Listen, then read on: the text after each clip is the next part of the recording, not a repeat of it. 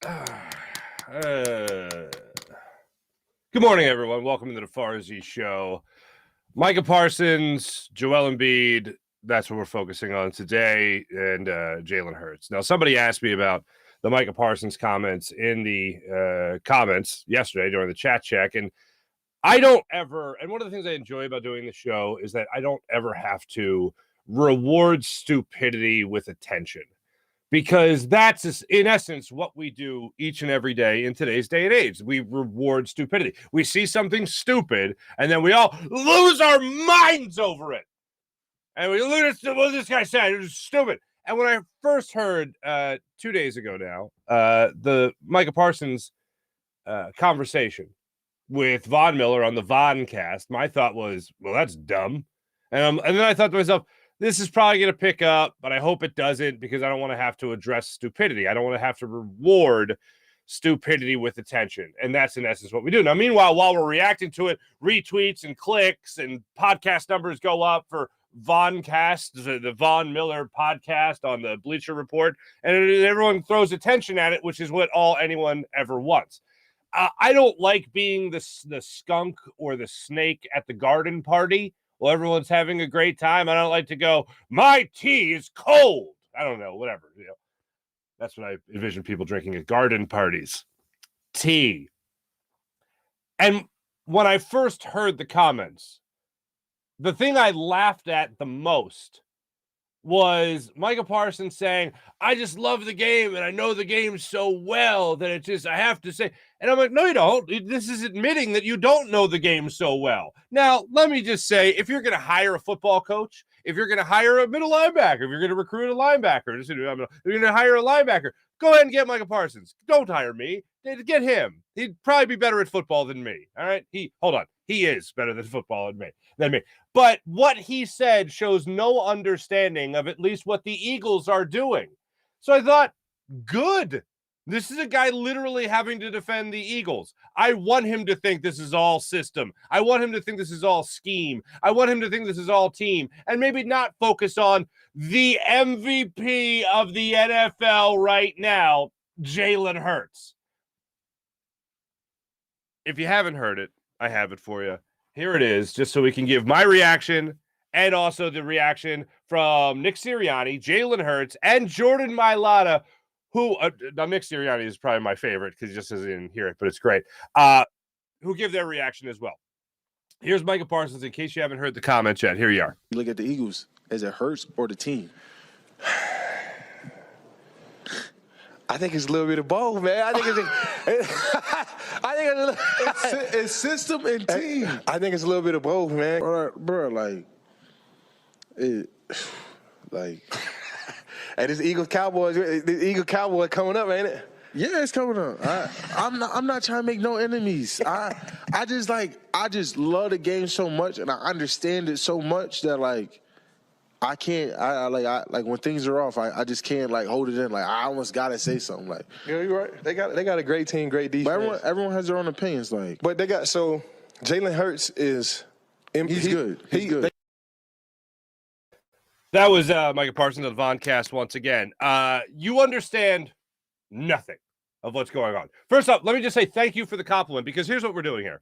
The Philadelphia Eagles are getting a very big compliment by Micah Parsons. The fact that he is acknowledging that they are a pretty damn good football team and their system's pretty good, that's good. That's a good thing. So he at least acknowledges that. That part, all right, cool.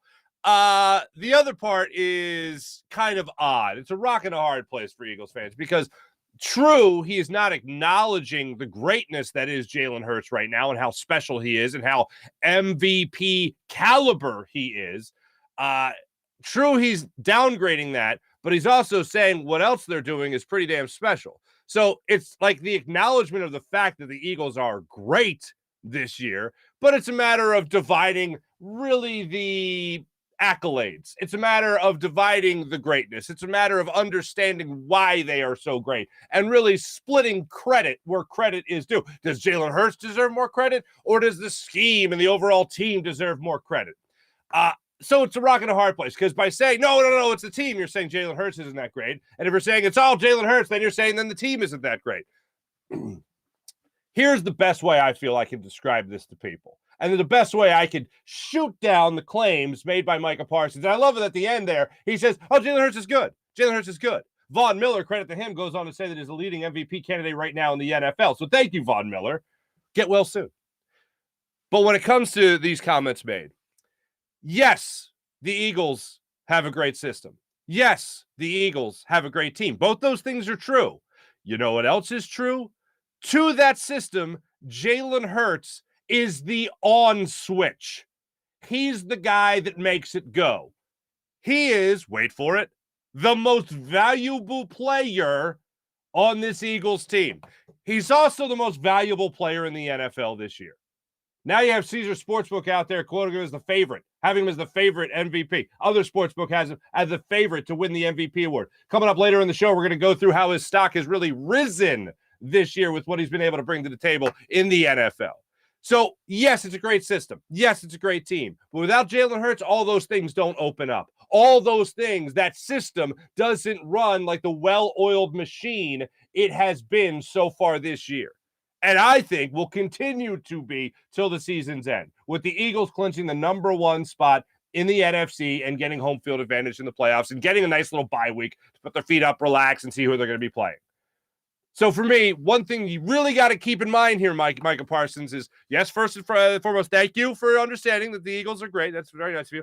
And then second, realize that Jalen Hurts is the on switch, because without Jalen Hurts, you're not opening up the running lanes that you're opening up for Miles Sanders to have a career year. You're not opening up the passing lanes and the passing game in general for a guy like A.J. Brown to be having a career year. And you're certainly not getting 10 touchdowns by 3 different players, thanks to the versatility and the understanding of Jalen Hurts. And without Jalen Hurts' his pre-snap reads, his ability to read the defense, which was a huge knock on him last year, without his ability to do that, you know what you're not getting? You're not getting a 4th and 7 play to Devontae Smith down the sideline for a touchdown against the Giants this last weekend.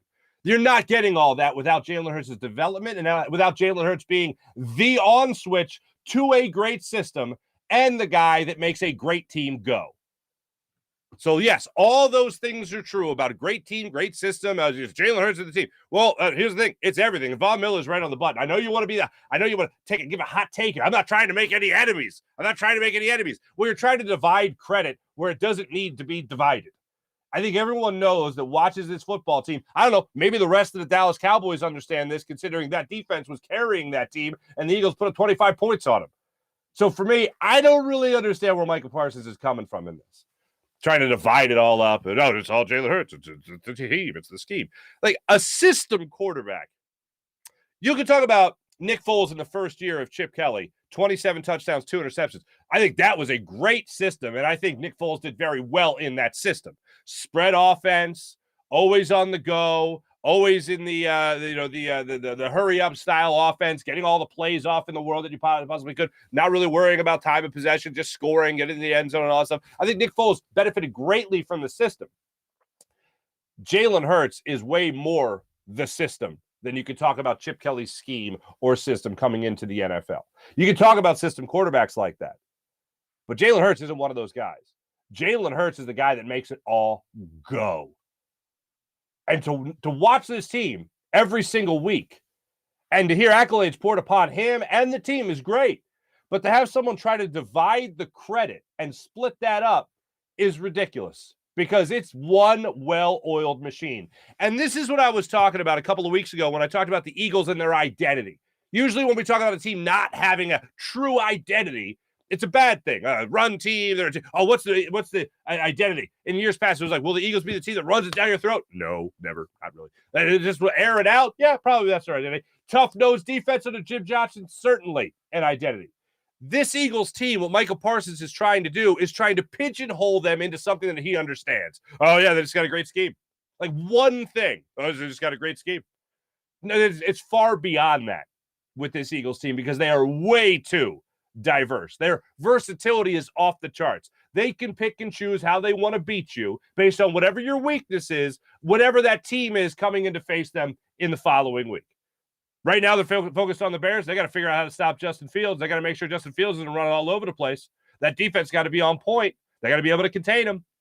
They got to be able to make sure that he doesn't get things going for him. So that to me is what they have to focus on in this particular game and in this particular season in general. So that's what I'm going to be looking for as the season goes on. But when it comes to Micah Parsons' comments, that's where I think a lot of people get into trouble, where they're trying to identify the Eagles to be one thing, and you can't put them in that box. That's why I say, with great compliment and admiration, that this Eagles team has no true identity.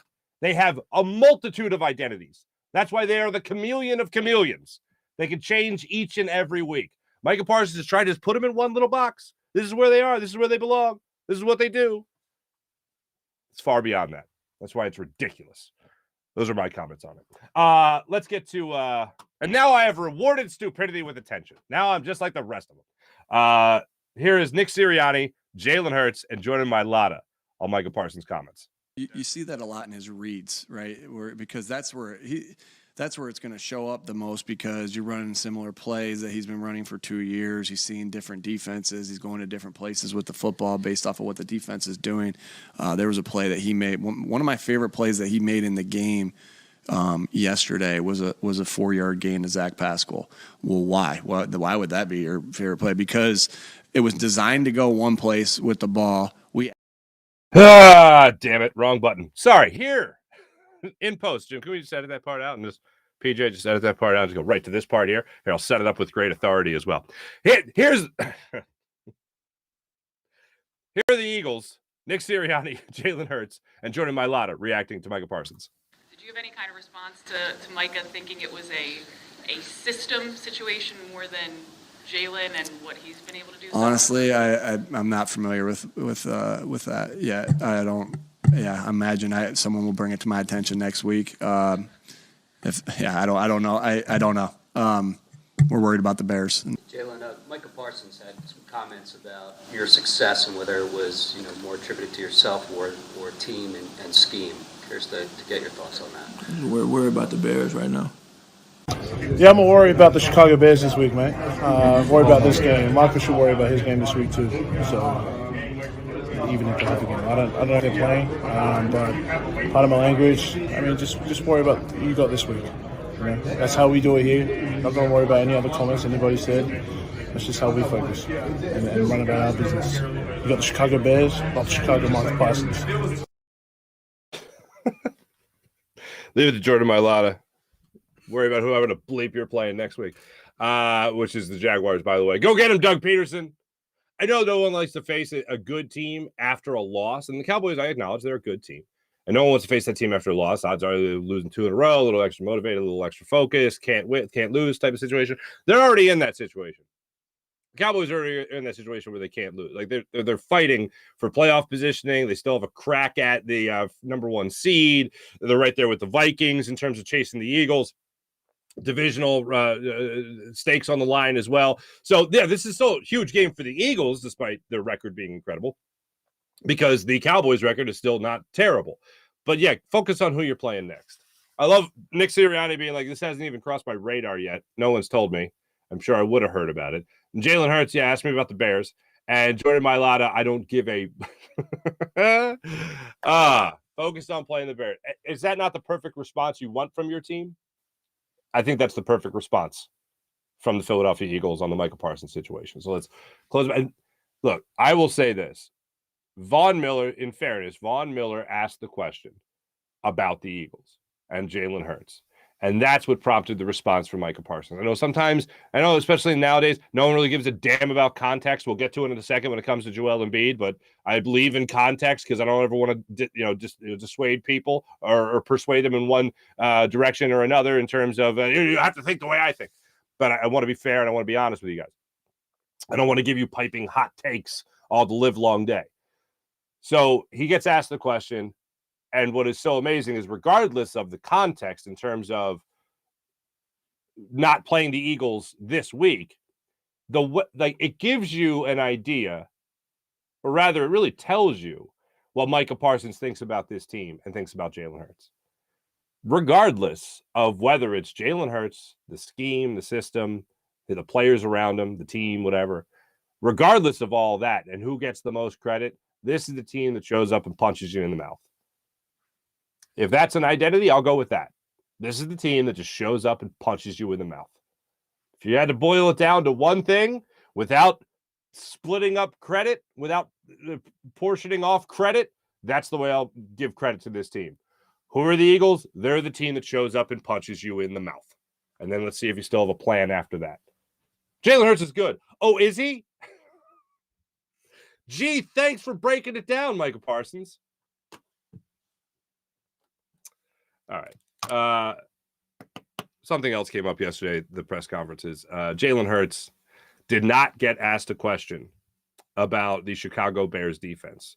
They're terrible, by the way. The Chicago Bears defense is terrible. They've been selling off guys left and right. Roman Quinn got, what do you call it, let go, or Roquan Smith, Roquan Smith got let go. Robert Quinn, that's what I'm trying to say out loud. I went to the Eagles, obviously, now on IR. They're just selling off pieces. Khalil Mack, obviously not there anymore. Hasn't been there for a minute. And so this defense is not very good. So this is the second time this happened. The first time it happened, I can't remember who the Eagles were playing, but he said, Jalen Hurts ended the press conference with, you guys didn't ask me about so-and-so's defense. He did it again yesterday. You guys didn't ask me about the Bears defense. I'm going to give y'all one more chance to ask me a question about the Bears defense. So our man John McMullen jumped up and said, well, the Bears defense, Matt Eberflus, he knows Nick Sirianni. Your thoughts? Talked about the relationship there, and that was pretty much all they got. Some people have had an issue with this. They had an issue with it weeks ago when he did something like that originally, and then they had an issue with it yesterday. I have no problem with this. First, from a critique standpoint, I say stuff, you guys say stuff all the time critiquing players. And now I'm going to get my panties in a bunch over one player saying a little critique to media members? Nah, I don't think I'm going to go down. I don't think I'm going to go down hypocrite lane in that regard. So by all means, Jalen Hurts, yeah, let it rip, man. Please have at it. You should get asked a question about the defense and what they do. But here's the thing. You might not realize this, and I love that you don't realize this. I think you're going to have a good day against the Chicago Bears defense. I'm going to go ahead and right now say that over 30 points is probably what you're going to put up against that Bears defense. I'm going to go ahead and say that your passer rating is probably going to, again, be over 100. I'm going to go ahead and say you might have a 3-touchdown day. I'm going to go ahead and say that because I don't really have a lot of respect for that Bears defense. I mean, I respect them as professional athletes, but in terms of stopping you and Miles Sanders and A.J. Brown, Devontae Smith, and Dallas Goedert coming back, I'm going to go ahead and say that you're going to have yourself a good day. So it's actually a compliment to you, Jalen Hurts, that people are looking around and they're going, I don't really see this defense being much of a story. So, hey, Jalen, what do you think about Micah Parsons? Like, that's more along the lines of what's what. Throughout the season, the story of Jalen Hurts' improvement has been just a wonderful story to cover. When you talk about a guy that works like he does and studies like he does, we heard from Shane Steichen last week talk about how Jalen Hurts is always in the building. I played that cut for you guys. The guy is the first one in the Novacare complex, last one to leave. He's either in the weight room or the film room. He's in the locker room with the guys. Like, this guy is just a great leader. He's a leader that you want on your football team. So that point can't be made enough about Jalen Hurts. And yesterday, Nick Sirianni got into that as well. And we talked about what has made Jalen Hurts improve so much. And I know this was one of the things that Jalen Hurts detractors before the season really poo-pooed. And that was year 2 in the same offense. Year 2 in the same offense should no longer require thinking. It should just require reacting. If this, then that. If the Giants line up like this, then touchdown Devontae Smith. Like, that's how it should work. There shouldn't be a lot of thinking. It should just be reacting. Great athletes. I believe the greatest athletes out there, they are reactors. They're not thinkers. They just react, and their instinct is what carries them through a great career. Jalen Hurts this year has now developed that aspect of his game, where he has become a great reactor. This is what's happening. I need to do this. Not, well, should I do that? But I should do this, but maybe I'll do that. No. You got to react right to it. And that instinct, that reaction has to be the right call. And this year, that's exactly what he's done. So watching that all unfold in front of you throughout this year has just been a joy to follow, a joy to watch that development. But what was poo-pooed by the Hurts haters in the offseason was, how much does that really matter? He's just not good enough, blah, blah. Well, apparently it matters a lot because he's the MVP. Matters a lot. I started playing this for you. I'm going to play it for you right now. Here is Nick Sirianni talking about the comfort from Jalen Hurts and where you see it the most in year 2 with him as a starting quarterback in the same scheme. You see that a lot in his reads, right? Because that's where it's going to show up the most, because you're running similar plays that he's been running for 2 years. He's seeing different defenses. He's going to different places with the football based off of what the defense is doing. There was a play that he made. One of my favorite plays that he made in the game yesterday was a 4-yard gain to Zach Pascal. Well, why? Why would that be your favorite play? Because it was designed to go one place with the ball. We actually got the coverage we thought we were going to get, and it didn't go there because it was just a little cloudy over there. So oh man, they're playing the coverage we thought we were gonna play on this one. I'm gonna deliver a ball there. It looks cloudy. Ball to Zach Pascal for a 4-yard gain, and that's a sweet play. And like those are showing you like his growth, his development of that. I think that's a phenomenal point to break down that play. I know Jalen Hurts got asked about that play. He didn't even remember it right after the game. Like, I just the play. Watch it. No, you don't remember. I gotta watch the tape. I don't know. I don't believe he was asked about it yesterday. He didn't jump out to me. But that being the favorite play by Nick Sirianni is funny to me. Because there's other plays you could obviously look at. I mean, mine, I've talked about it a number of times already this week, and that was the play to DeVonta Smith down the sideline where he checked out of the called play and saw something in the defense, and he hit DeVonta Smith for the touchdown. And it was all she wrote. I mean, really, after that was the moment the Eagles were just deciding to mess with. And you saw how excited Nick Sirianni was. How could that not be his favorite play? I didn't see him running down the sideline. Woo! When they had the first down to Quez Watkins, the touchdown, I saw him running down the sideline. So, Nick, I think you're not being that honest with us, but whatever praises your quarterback. I get it. But year 2 of being in the same offense, the first time since his daddy was his coach in high school, that's pretty important. And you're certainly seeing certainly seeing that bear fruit. By the way, the Eagles put up 26 points, on the Cowboys in that game. I believe I said 25 earlier. Me scusi. So that's where we're at right now with the Eagles and Cowboys matchup. In 2 weeks, the Eagles do play the Bears this week. Another reaction I had to the Parsons thing was this. They're playing the Bears. And everyone is talking about how it's a trap game because they're thinking the Eagles are going to look ahead to who they're playing in next week's game. And this is a good way to get into that. What definitely gave me warm and fuzzies and put a warm blanket around my shoulders was Jordan Mailata, Jalen Hurts, Nick Sirianni being like, I don't even know what you're talking about. We don't care. We got the Bears. Good. That should be your attitude. And if you could test people for focusing, as I said this yesterday, and focusing on one thing and over-focusing and being laser-focused, that's the Eagles on the task at hand. It's not about next week. And I love the idea of this team treating every single week like its own individual season. What are we this season? We're 1-0. What are we going to do next week? 1-0. It might be cliche. It might be oversimplified, but sometimes keep it simple, stupid. And that's what the Eagles have done so far this year. And I think it's been a big key to their success is how unbelievably laser focused they are. I mentioned earlier I was going to get into this, and I want to get into it right now because I want to make sure I have these numbers right for you guys. But I saw yesterday, Caesars Sportsbook, they put together a compilation of Jalen Hurts' MVP odds going into the season and then from week 4 on. And this is courtesy of the great people over there at SportsCenter. You've heard of them. Jalen Hurts MVP odds by week. Plus 2,500 in the preseason.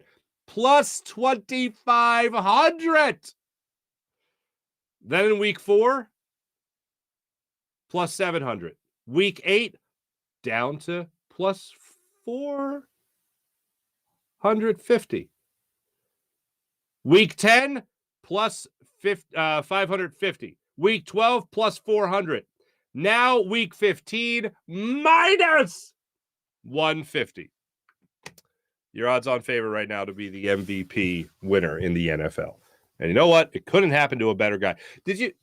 The first 5 minutes of Jalen Hurts' press conference, by the way, I just want to make sure I mention this. The first 5 minutes of his press conference, not even football. I believe Rob Kestner, who always does a great job following what these guys are doing for NBC 10, especially in the community, great producer for NBC 10, asked a question about Jalen Hurts' involvement in the community. Going and visiting schools, was at Roxborough High School, and just kind of spreading goodwill. And Jalen Hurts just talked about why it's important to be involved in the community, why it's important to help the city, and how he loves the support that this team has been getting and his support he's been getting from this city. But he also wants to make sure that he gives back, which a lot of times could be said in vain. Not at all with Jalen. He wants to be involved. 5 minutes, he just talked about that. I thought that was pretty special. And I was like, wait, he's been going on for a minute here about, of course, you're listening for something, a little nugget here or there. You're listening to see what he says about Micah Parsons. You're listening to hear what he said about, checking out a plays of the Giants game, what he's been doing this season. And it's like, oh, wow, we haven't gotten to that yet. Wow, 5 minutes was on with it. Wow, God bless him. And I knew he went out in the community. That's great. But spend 5 minutes on that. That's beautiful.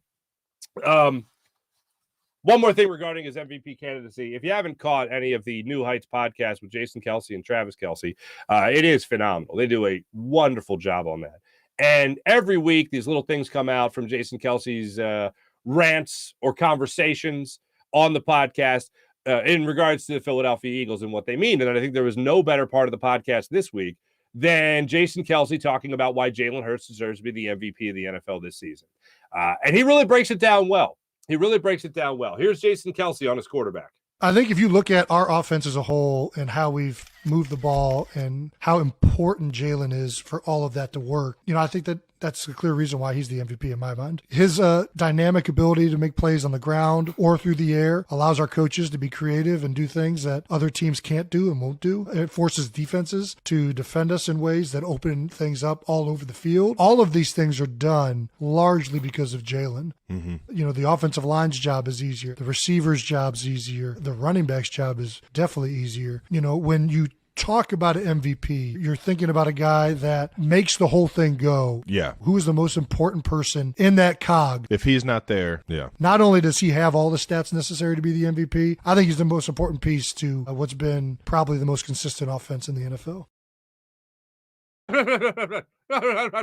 Sounds like the guy that is the on switch to that system. Micah Parsons, system's so great. Jalen Hurts is the on. Boom, flip that on switch. And off he goes. Absolutely love it. By the way, those stats, once again, number one passer in the NFL, fourth highest completion percentage in the NFL, tied for the most passing touchdowns with 22, fewest interceptions. I'd say that's pretty good. Eagles, Chicago Bears coming up Sunday. Looking forward to that game. I can't believe I saw what I saw yesterday. And I literally did a face palm. I saw the headline and I went, oh God, please don't be true. Please don't be true. Please don't be true. Joel Embiid says, trade me. In a story with Jeff Fisher, Joel Embiid dropped this comment. Yahoo Sports, Jake Fisher. For context, I'll give you the context. I'm a big fan of context. Embiid was asked about what message he would send to panic felt by Sixers fans who have expressed frustration over head coach Doc Rivers and James Harden, the trade not living up to expectations. And his response was this. This is from Yahoo Sports, Jake Fisher. This is what Embiid said. I don't know, Embiid said, shrugging. Sixers fans, they want to trade. Fisher says, you don't believe that. To which Embiid replied with, I do believe that. They want to trade me. Embiid commented right there. This has got to be complete BS in terms of what's out there. And this is why I don't like quotes, like written quotes, because you can't tell inflection, sarcasm, you can't see smirks, stuff like that. So the quotes can get you into trouble when reading them because you're always reading them in a fashion like when you're arguing with your significant other and they said to you, hey, you said to them, hey, would you mind just grabbing me that pot up there? And they're like, oh, just grab you the pot? I was like, what? What the hell? I just asked, what? I just said, huh? Something like that. Anyway. By the way, I know how some of you guys are going to take that pot reference, and it's literally a pot, like a pot and pan. Yeah, you bastards. Anyway, so things can get not taken out of context, but you can't understand the context that they're in necessarily if you're reading it. I was thinking, please, dear Lord, no. Don't start this.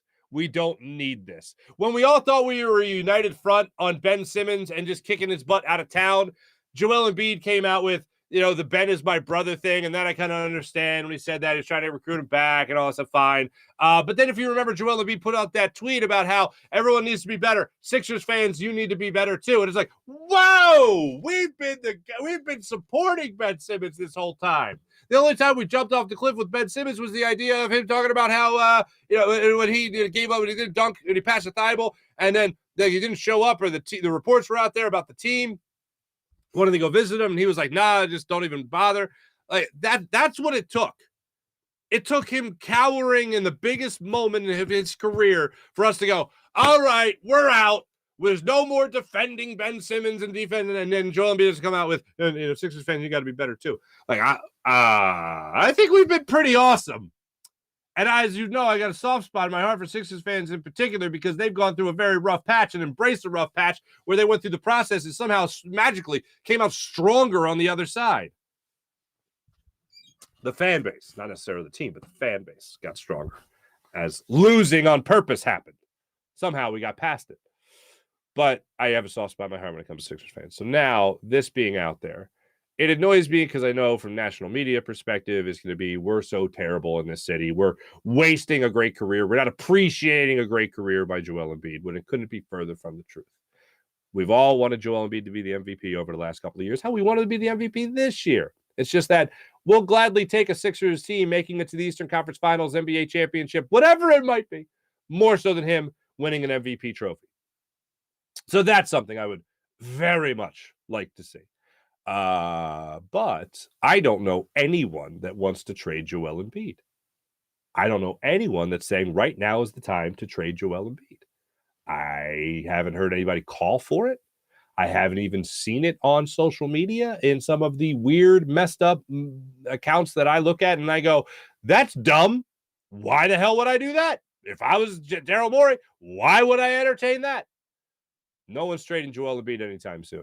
And here's the best part about it. No one wants to trade Joel Embiid anytime soon. Thinking that Sixers fan want to trade me and that be serious, I can't take that serious. That has to be Joel Embiid starting the troll machine. And a couple of things got in my mind here. And this isn't me talking. This isn't just my idea. What really bounces around in my brain every time Joel Embiid does something that's like, hey, look over here. I think of JJ Redick. When JJ Redick was playing with Joel Embiid, I think it was their first season together.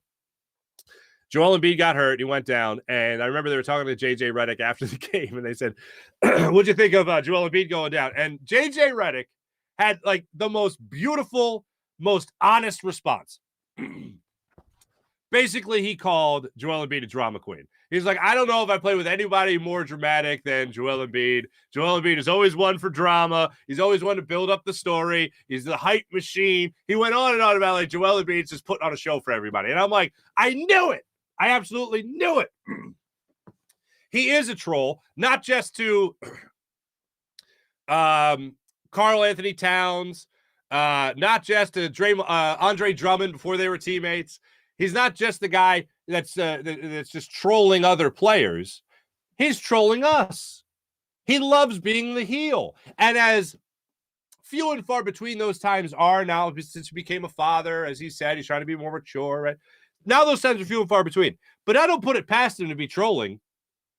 I don't put it past him. When he tweets out the guy, I forget him, the guy, the trench coat, he's after Ben Simmons just got traded, he knows what he's doing. He was on SportsCenter, and the SVP was asking him about it, and SVP said, well, come on, the guy with the thing. And Joel Embiid's like, I don't know what to tell you. I like that picture, and I tweeted it out. And SVP was like, I know you're BSing me, and it's funny that you're BSing me. I know I'm not going to get any more from you. Next question. So now he's trolling us. And I saw it, and I'm like, you know what? The Sixers aren't getting a lot of attention right now because the Eagles are really taking up a lot of the conversation. They're pretty damn good. And the Phillies butted in for a while there with Trey Turner and bringing him into the mix. Oh, and the Phillies butted in even more when they went to the World Series. So Joel Embiid has not been getting the attention that Joel Embiid is used to, and Joel Embiid once. So I see this comment, and I see this quote, and I read it. I put my head down. I went, oh, God, not now. Come on. And I first thought of the anger people will have. I first thought of the annoyance from national media talking about this. But then at the end of it, I thought, you know what it really is? Out of everything else, at the end of it, after I just talked about two groups of people that are going to be throwing attention at this, all this is in the end is Joel Embiid over here going, hey, hey, hey, over here. We're still playing.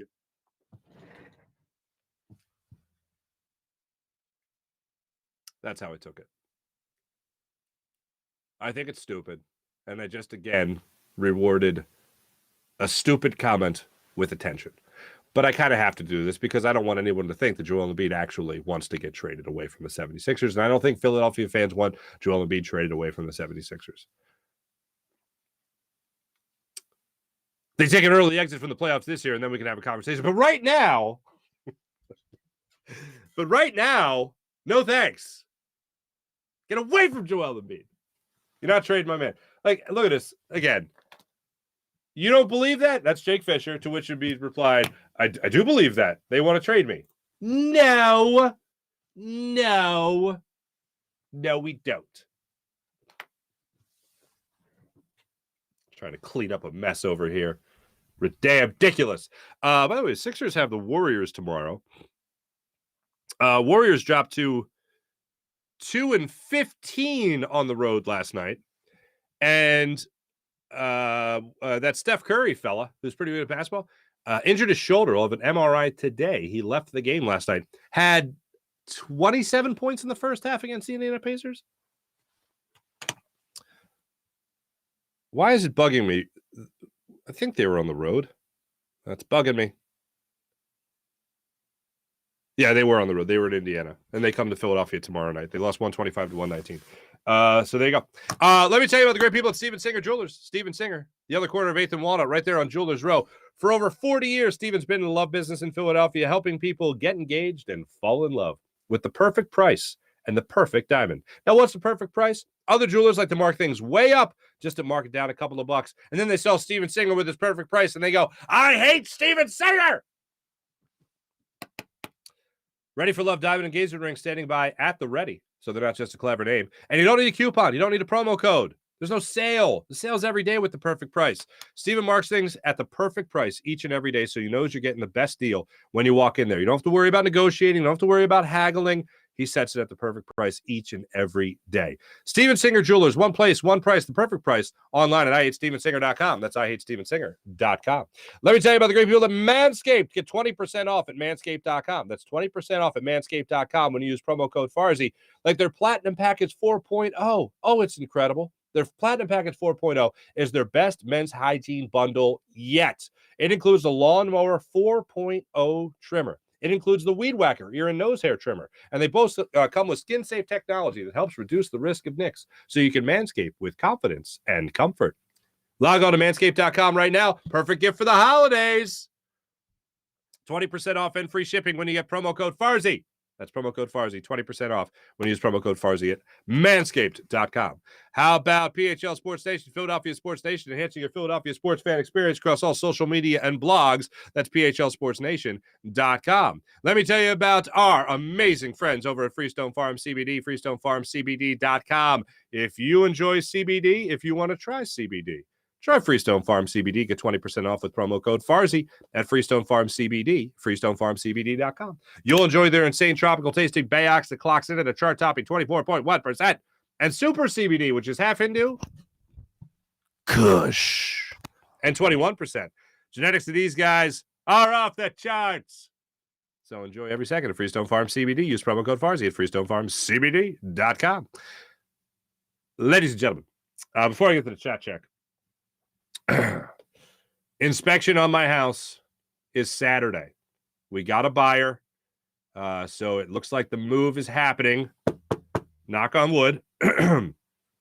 I'll be wildly upset. Excuse me. I am wildly upset that I'll be leaving the city of Philadelphia proper and moving to about 20 feet away from the city proper.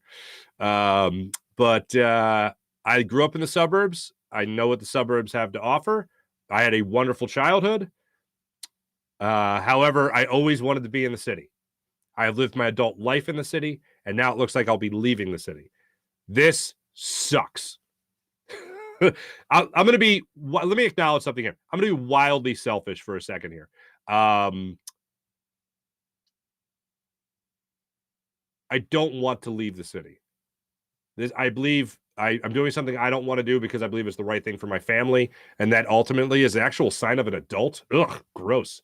But the best way I could describe how I feel about moving to the suburbs. And again, I grew up in the suburbs. I love it. It's great. It's beautiful. It's wonderful. It's quiet. It's all that stuff. I like action. I like things happening around. I like being able to, there's a bodega right there. Boom, go in there, grab a sandwich, grab a coffee. Yeah, I'll grab my coffee from a bodega. I don't care. Whatever. I love that stuff. I hate loading up the car. Just go to the grocery store and all that stuff. So anyway, that's just a few things. The best way I can describe leaving the city is Ray Liotta at the end of Goodfellas. If you remember the scene, spoiler, if you remember the scene, he's standing outside a house in that ugly blue robe, and he says, "Last night I ordered spaghetti and marinara, and I got noodles and ketchup." Like, that's how I feel about moving back to the burbs. Again, I grew up there. Beautiful, wonderful people. All my closest friends are all people I grew up with in the burbs. But whenever I was in the burbs, I couldn't wait to be in the city. I've been lucky enough to spend 20 years, my adult life, in Philadelphia. And it looks like I'll be headed to the burbs. I'm not asking for sorrow. I'm not asking for misery. I'm not asking for pity. I'm merely telling you that because probably in a month or two, the studio might look a little different. So we're going to make some arrangements. So I just tell you guys that. But man, noodles and ketchup is how I feel. It's just not for me. If you're a suburban person, you love the suburbs, good for you. I'm glad you love the suburbs. That's great. And probably I'll end up loving them when I enjoy the peace and quiet and whatever. The place has got a pool that we're moving to, so I'm excited about that. I love the water. I love swimming. I've always loved that. My daughter loves swimming, so it's like it is what it is. But I'm not knocking it. I'm not saying it's terrible. I'm just saying it wasn't for me. So now I'm like, am I going to be going crazy by not hearing a septibus roar through my front window? Like, am I going to be pissed when I don't hear that comforting thing? I'm going to be pissed when I don't hear like bottles from the bar down the street emptying in the recycling bin outside every hour. Like, am I going to miss that? Probably going to miss that. So anyway, that's where I'm at right now. I just want to give you guys a heads up on that situation. Yeah, so that's what I got for you. Let's get into the chat check right now. See how you guys are doing. What the hell? The first comment, Brock Purdy, though? What a clown? What? Oh, Kevin's the first comment, technically. Kevin, good morning. Dan Schwartz, what's up, Dan? Brock Purdy. Hey, I feel bad for the guy. He had an injury. He was balling against Tom Brady, man. The last pick in the draft. Balling against Tom Brady. That's pretty awesome. Dan Schwartz, I don't want any enemies from Micah Parsons, but I'm going to passive-aggressively insult Jalen. What? I mean, if he's just trying to be honest, I applaud anyone just trying to be honest. Just know that your honesty could also reveal your stupidity. I'm just being honest here. Well, that's dumb. That's good that you're honest about your opinion, but your opinion is dumb. 2 + 2 is 3. I'm just being honest. No, that's dumb.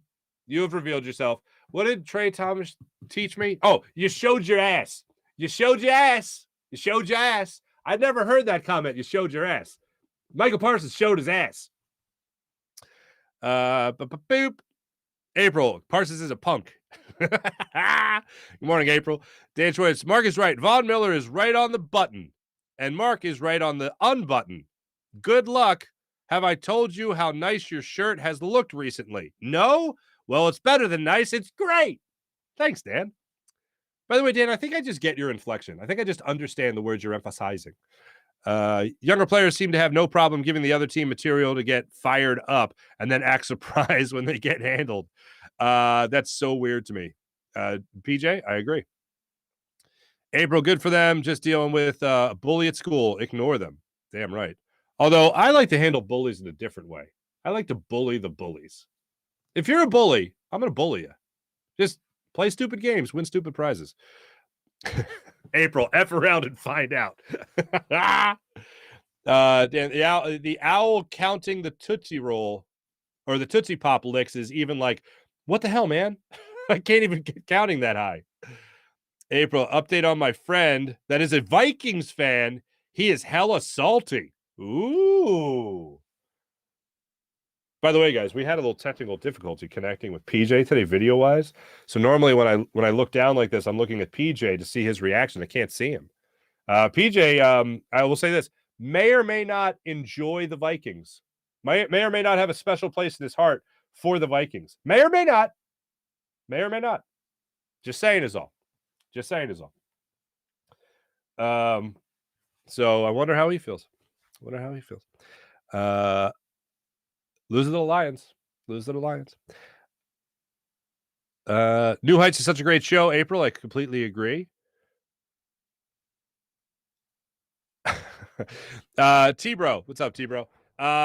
Micah, nude news. Micah Parsons is a bum. You know what I like about Penn State players messing up is that all the Penn State haters come out. And, like, I have zero feeling about Penn State. I'm not a Penn State hater. My brother actually went to Penn State. I will say my dad would wear the Penn State football sweatshirt more than the Temple sweatshirt. He didn't have a Temple sweatshirt now that I think about it. But he would honor the Penn State more than the Temple, but whatever.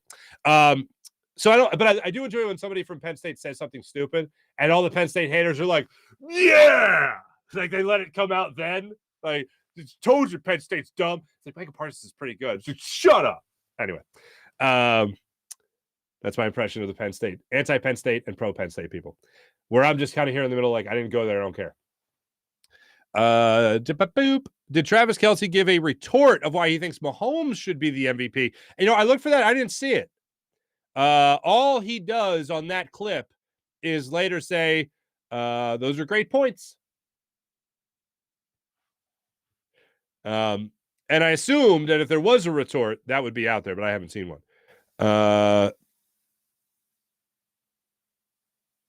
Boop. Oh, you read the Embiid tweet in their voices? That's funny.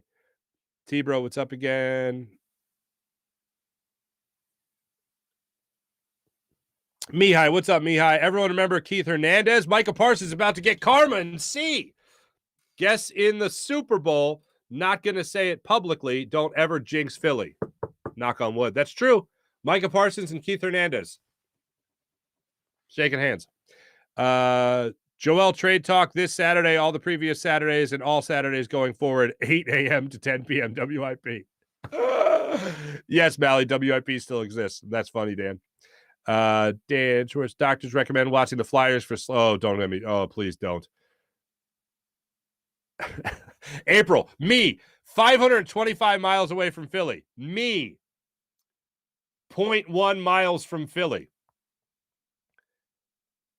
Tony, what's up, Tony? Agree, city better than the burbs. Tony, help me out, brother. I like this, like, it sucks. Again, me being totally selfish, realizing it's best for my kids, realizing it's best for my wife definitely does not want to live in the city anymore. And when I think about it long term, because like I see how easy it is to go to my parents' house in the suburbs for holidays and family gatherings, and how that's just so much easier for other people. Living in the city in a row home when parking is not very vast, that is ample. Like, we have a garage, so we're lucky, like, in terms of having a garage. But for other people, it's tough. And then I think about, like, when my kids are older and them coming to visit me and how that might be difficult, and my parents getting older, my wife's parents getting older. and them visiting us. It's easier for them to be able to pull in a driveway, unload the car. It's easier for me to go to the driveway and unload their car. Let me say that. So it's stuff like that just will make life easier for us in so many regards. But in terms of the life, in terms of the action, like I talked to Derek Gunn about this, and Gunner was like, hey, Gunner, we had lunch before the pregame show this past week, or no, right after the pregame show, we had lunch at the casino at Ocean Casino, and he was like, "So you're leaving the city, man? Congratulations!" And I'll just say this: Gunner lives in the sticks. Okay, he lives in the sticks. All right, that's not for me. He lives way out there. So he was like, why do you, he's like, let me ask you this. Why are you going to miss the city so much, man? He's like, he's like, I need my peace and quiet. I need to sit on my own little piece of the world, man, my own little piece of the earth. And I'm like, yeah, that's great. I know what the suburbs offer. It's great. I understand that. But I just always wanted the city, and I've had the city for 20 years, and I don't want to leave it. I love knowing that there's action. I love knowing walk out the door, store, walk out the door, my daughter's school. That's the most, God's honest truth. The most heartbreaking thing about this for me is that there's a school down the street from us that we were going to send my daughter to. And a couple of the families in the neighborhood that we're friends with, they all walk their kids to school. And I wanted that time so bad, but I guess I'll have to swim around in our pool, really slum it. First world problem. Yeah, so that kind of sucks. But yeah, anyway, restaurants. I mean, I was talking to, I talked to my buddy Jamie Lynch. Talked to Jamie Lynch about it because he made the move a couple years ago to the burbs. And he's like, look, and I talked to my buddy Enrico Capitella, who started 700level.com, later with NBC Sports Philadelphia, friend of mine. And I was like, dude, help me out. We're making the transition. We're making the move. Help me out. And they're like, look, all the things you think you're going to miss, you're going to miss. But you are going to really love sitting on your sofa and not hearing the SEPTA bus, not hearing the bottles, beer, not having the amount of crime, let's face it, around you. You're going to love all those aspects of it. And you're also not going to be worried about when your daughter runs out the front door, on a busy street. So, yeah. And but Gunner was hilarious. Gunner was like the fact that I was like pouring out my love for the city. Gunner's like, he's like, man, I like to hear crickets. Anyway, love that guy. Oh, April, how are you a Temple grad and not a Penn State hater? I'm not only a Temple grad, my brother went to Penn State, so I should doubly hate them. I just had no feel. I'm just not a big college guy, in general. I'll root for Temple, I'll follow Temple and all that stuff, but I can't get into the Collins seed, man.